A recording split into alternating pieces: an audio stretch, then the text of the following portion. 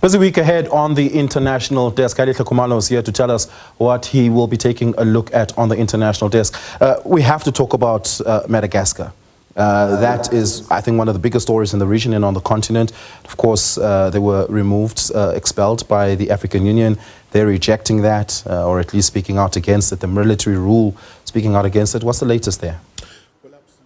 It is a headache for the African Union and also the SADC bloc as well. We've seen the chair of the Troika for Security, Malawian President Peter Mutharika, having that virtual meeting where there was an announcement that a fact-finding mission will go to Madagascar and try also to promote dialogue amongst the key players. But at this point in time as well, we don't know the whereabouts of the ousted leader, President Khayelihle, and this is quite a very sad moment because he was currently the chair of SADC, and we know with South Africa. What are the chances he's in South Africa? Well, we saw with Mark Ravalomanana, again, when there was a coup in Madagascar, he ran to South Africa, but there were reports that he was whisked away in a helicopter, owned by the French. Is it in South Africa? Is it in France? We have no idea. Mozambique, potentially? Very much so. So there's quite a lot really at stake. But Oliver, I mean, when you look at the very constitutive act of the AU, it's very clear that if there is an unconstitutional change of government, the member states will be expelled until the elections are held. So we've seen also that former Malawian President Joyce Banda is going to lead the panel of the wise, led by the SADC, to go to Madagascar.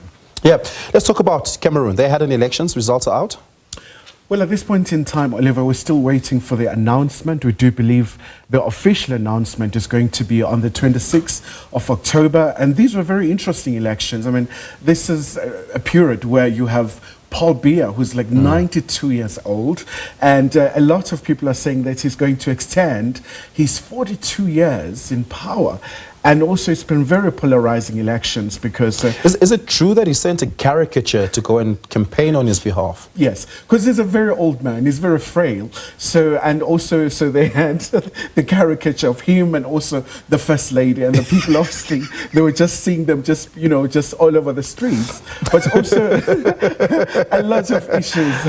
Yeah, look, we can learn a lot from their campaigning stuff. There you go. I guess it's a new ways of doing things, especially given the fact that, I mean, this is a country that is facing a number of challenges, Oliver, from the economic hardship to also the insurgency, but also the secessionists. I mean, you still have those really just concerning developments with the so-called English-speaking side of Cameroon and also the side that is speaking French. Yeah.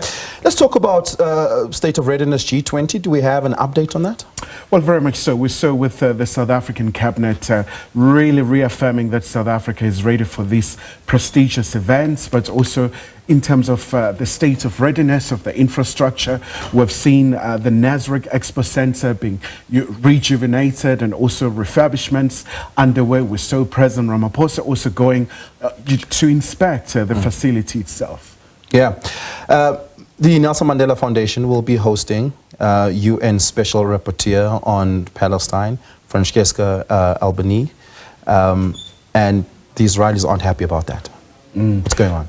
Well, especially because, I mean, you look at the developments around her. We saw those sanctions imposed by the US purely because of the work she's doing in the occupied Palestinian territories, where they accuse her of being anti-Semitic. But, I mean, she has rejected those claims. With her, she's very clear, and she's so appreciative that South Africans, they've allowed her to come and deliver this lecture. And it's going to revolve around the state of security, peace and security around the world. And also it coincides with the peace deal that was overseen by the US President Donald Trump. So it's going to be really interesting in terms of what's going to be her really main address, because Africa itself, it's facing instability. You look at the current situation in Sudan, you look at the eastern parts of Congo, you look at the Horn of Africa, the Sahel region. So you have all these hotspots and really dominating in terms of just the UN Security Council, but also she will really emphasize in terms of the current situation in Gaza, the catastrophe, as much as now the aid is allowed, is it adequate? What more can be done by the international community? Khayelihle, thank you so much for that, and all the best for the week. A busy week ahead for you. I hope that you're able to get some good rest in between all of that.